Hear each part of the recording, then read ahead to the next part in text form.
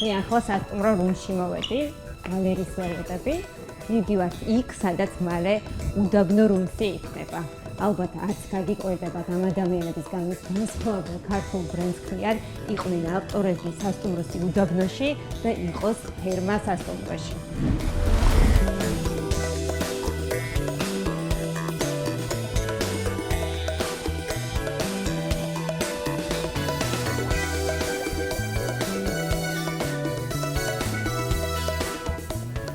ნათია, სალამი. კარგად, შე როგორ ხარ? კარგად, განსაკუთრებულ ადგილას მივდივარ. აბა რა, ყოველთვის ფერმიდან ფერმამდე.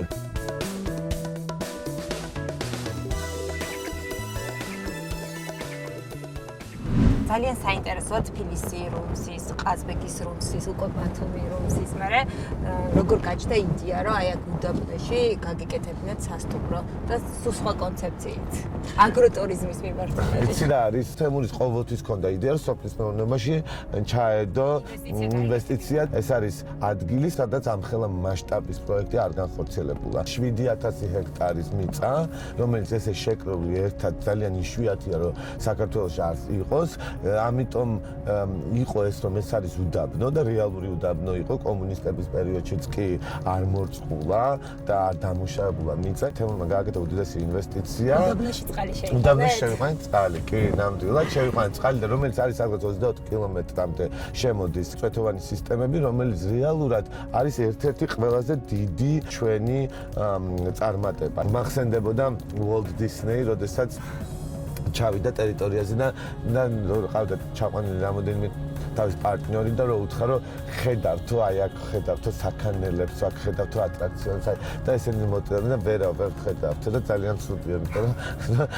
და ძალიან მალე დაანახა როგორ გააშენა ეს დისნეილენდი ხო ამერიკაში აი ზუსტად ესეთი დიალოგი იყო როდესაც მართლა თემური იძახდა რომ აი აქ მუშის ბაღებს აქ სასტუმროს ხედავთ აქ ფერმას აქ ის მაშინ ვერ ხედავდით. ჩვენთან იქნება ადგილი, სადაც შეუძლია რომ ჩამოვიდეს ადამიანი და იყოს ფერმერი, ერთი დღით თუნდაც. გვაქვს ასევე ფერმა. დედამიწაზე. იცი რა არის მსგავსი იდეა ნამდვილად. ეს არის ის ტრენდი, ეს არის ის მომავალი, რომელიც ყველა ჩვენგან სჭირდება. ყველა ჩვენი სასტუმროს გენერალური მენეჯერი არის ქალი. პირველი იმიტომ რომ შესაძლებლობა მისცენ, რომ მივცეთ, რომ გააძლიერონ თვითონ ქალები. ეს ერთი. მეორე იდეა იყო, როდესაც ყაზბეგშიც ვაკეთებდით სასტუმროს, რომ რაღაც სტერეოტიპები, რომ ქალი მთაში სასტუმროს გენერალური მენეჯერი არ შეიძლება რომ ყოფილიყო. ჩვენ ვთქვით რომ კი შეიძლება რომ იყოს დირექტორთა საბჭოში თემურმა მოიწვია ნინო ზამბახიძე რომელიც არის ჩემი აზრით ერთ-ერთი ყველაზე გამორჩეული ძალიან დიდი პროფესიონალია რასაც ხელს მოკიდებს არა აქვს მნიშვნელობა ის ფერმა იქნება თუ მენეჯმენტი იქნება თუ სხვა რაღაცა იქნება ყველაფერი ყოველთვის კარგად გამოდის და რასაკვირველია იქნება ის რეალური მანჯენახელი კონსულტანტი რჩეველი თემურისი რომელიც განავითარებს ზუსტად სოფლის მეურნეობას და ამაში ყველაზე მეტად დაეხმარება. აჯერჯი არის ბრენდი, ქართული ბრენდი, რომელსაც ხავს დირექტორის საბჭოში ქალები, მმართველი მენეჯერები ქალები და ქმნიან 64-ის დედამიწაზე. დანარჩენი უნდა ვნახოთ, რომ ჩავალთ ადგილზე ჩვენი თვალით რა ხდება იქ.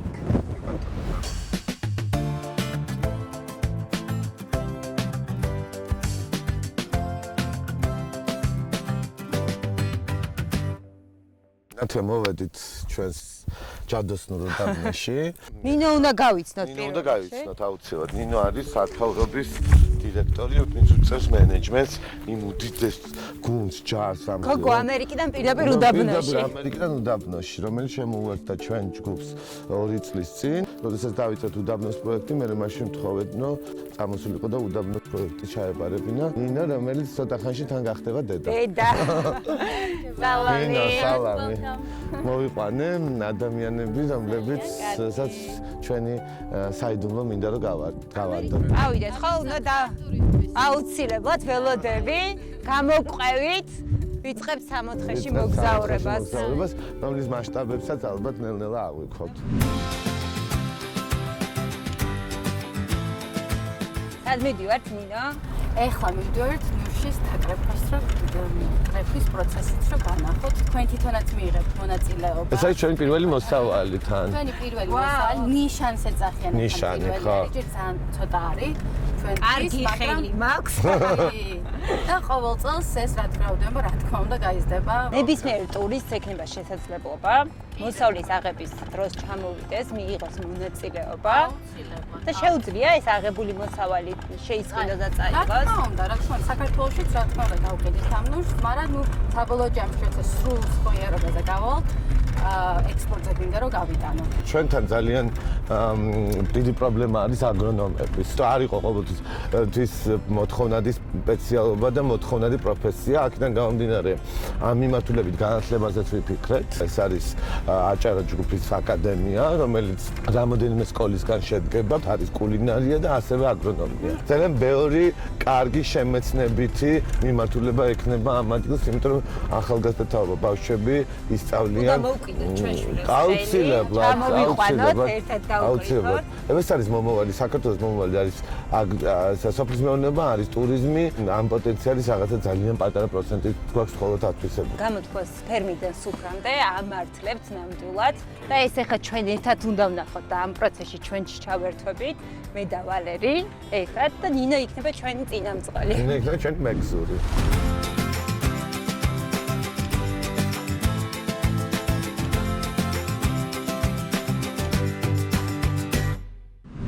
დავიწყეთ 2017 წელს, დავიწყეთ 500 ჰექტარით, მერე 18-ში დავამატეთ კიდე 500 ჰექტარი და 2019-ში გავაორმაგეთ და დავამატეთ 1000 ჰექტარი. მთლიანობაში 2000 ჰექტარი გვაქვს ნუშის ბაღები.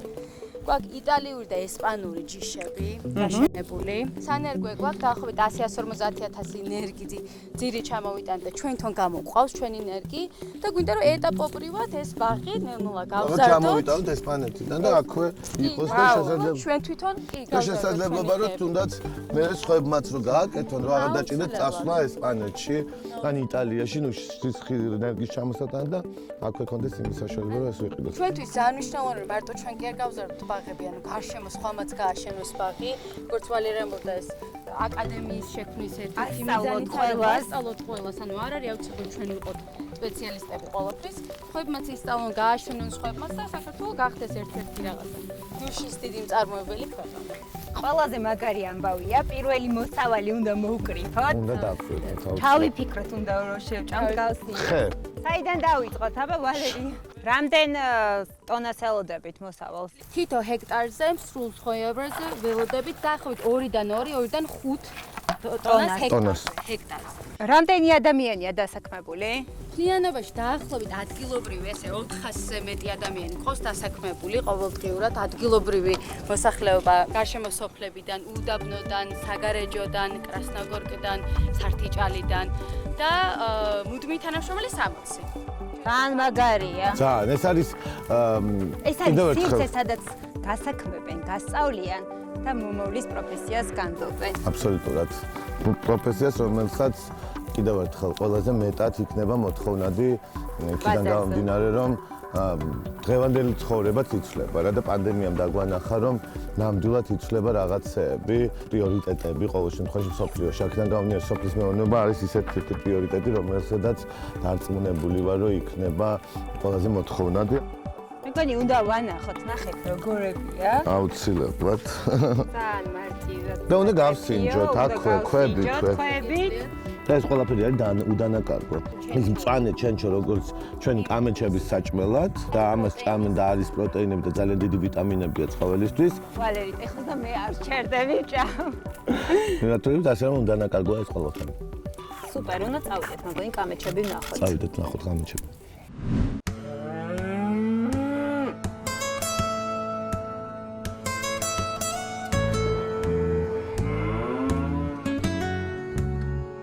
ჩვენი კამეჩი. მოვედით კამეჩი. მეგონი მეცნები ნელა ყაღზე აქვს.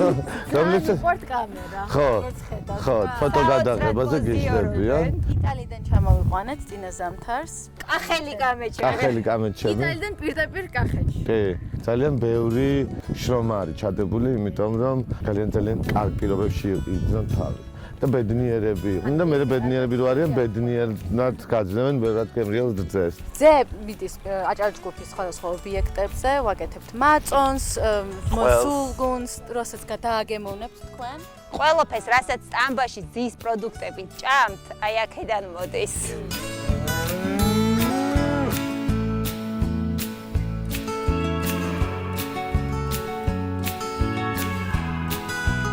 კამეჩები ჩამოვიყვანთ მაკეტ და აქ მოიგეს და ესენი არის ჩვენი ქართველ იტალიელი ზაქები.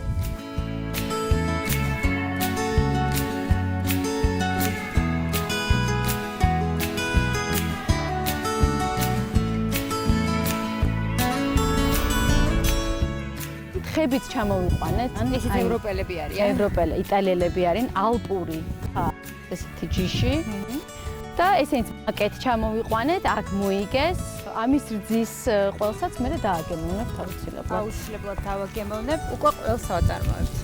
ჩვენ თვითონ არ ვაწარმოებთ, ძეს ვყიდით და მე სხვადასხვა ყველის მწარმოებლები აწარმოებენ.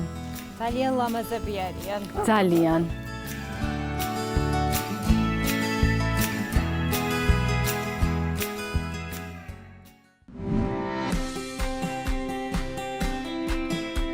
ნუშების ჰექტარებს თვალი ვერ გავაწვენი. აქ რა ხდება? რამდენ ჰექტარზე ვარ? ბოლოსი. აქ ფრიანობაში 20-მდე, 18-ზე გვაქვს მარწყვი, მაყვალი და ჟოლო. სად მიდის ეს ჟოლო გარდა იმისა? ეს მიდის ყველა ქართულ მომხმარებელთან, რომ გავასინჯოთ აკარგი ჟოლო გვაქვს. და ჩვენ სასტუმროებში პირველ რიგში, ჩვენი სასტუმროს რესტორნებში. უნდა ვთქვათ მე დავალეთ დაკრეფის მეგრო ჩათ. მინომ გააცალათე ჩვენ ჩათ. მალინა. ამდილა შედადი. ხაიდახის მალინა. ჩვენ ესე ვაღვიძებთ ქალაქს ხოლმე, რომ მალინა. შეგიძლიათ ჩამოხვიდეთ, თქვენ თვითონვე დაკრიფოთ. მე თან დაკრეფისას ისიავნოთ და მიირთვათ. სანამ წავა ეს დაპაკეტებულად და მაღაზიებში თუ რესტორნებში, თქვენ თვითონვე მიიღოთ ამ ყველაფერში მონაწილეობა და მე აი ესე მიირთვათ. შოვოს მე მოვედით მარწყვთან. არ ვიცი როგორ აქციეთ უდაბნოს ამოთხეთ. როგორ გაამწვანეთ ესე? ეს საერთოდ განცდა არ მაქვს, რომ საქართველოში ვარ. განსაკუთრებული საქართველო, ისევე როგორც ჩვენ მგონია, რომ თანამედროვე საქართველოს ვაშენებთ, ესეც რაღაცა თანამედროვე საქართველოს ნაწილი არის, სადაც ამ მასშტაბის პროექტები არ გაკეთებულად და დარწმუნებული ვარ, რომ ძალიან საამაყო იქნება ყველასთვის ამის ნახვა და დანახვა, რომ რა გაკეთდება ქვეყანაში. თემური რამდენად ხშირად სტუმრობს ამ თემური არის ყველაზე მეტად ჩართული ამ პროექტის განხორციელებაში. შემიძლია ვთქვა, რომ თემური იყო თავიდანვე ჩართული და იმან მოგცა ის მაგალითი, რომელიც ყველაზე მეტად ანჩემა მე მივიღეთ და დავიწყეთ და გავაგრძელეთ. არ წარმოეთ ქართული ძალიან კარგია და მაგარია. ნახეთ რა მხელებია. ქართულია და კარგია. კი. ლამაზები. დასთავარი გემრიელი.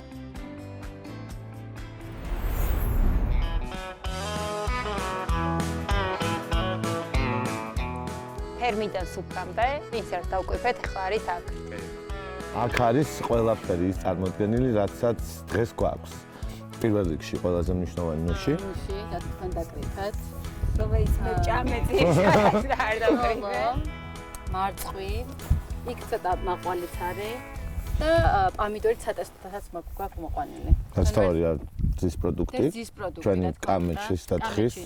მაწონი, ყველი და თხის ყველიც. დავიწყოთ გასინჯვით ყველაფრით. თონის პური, რა ვიცი, ყველი.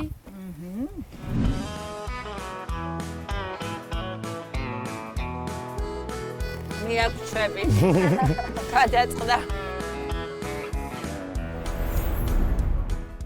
რა არის გამითარების გეგმები? გამითარების გეგმები არის ის, რომ 7000 ჰექტარი ავითვისოთ. დასთავარია ტურისტული დანიშნულების ობიექტებიც ვაქციოთ, იმიტომ რომ ფერმიდან მაგიდამდე ეს არის ის კონცეფტი, რომელზეც დღეს ახალი მოგზაურს ჭირდება. თქვენი ხელწარა ყოველთვის არის განსხვავებული და განსაკუთრებული. როგორი იქნება უდაბნოში რუმსი? რუმსის კონცეფტი არის ის, სადაც არ უნდა წავიდეთ, რომელ რეგიონში არ უნდა წავიდეთ, რომელ ქალაქში არ უნდა წავიდეთ, აუცილებლად იქაური უნდა იყოს ყოველთვის, ლოკალური უნდა იყოს და კახეთში ხარ, პირველ რიგში, სოფელში ხარ, აუცილებლად უდაბნოში ხარ, შენ წინ მთელი ცხოველები, ფერმები, მეურნეობები იშლება.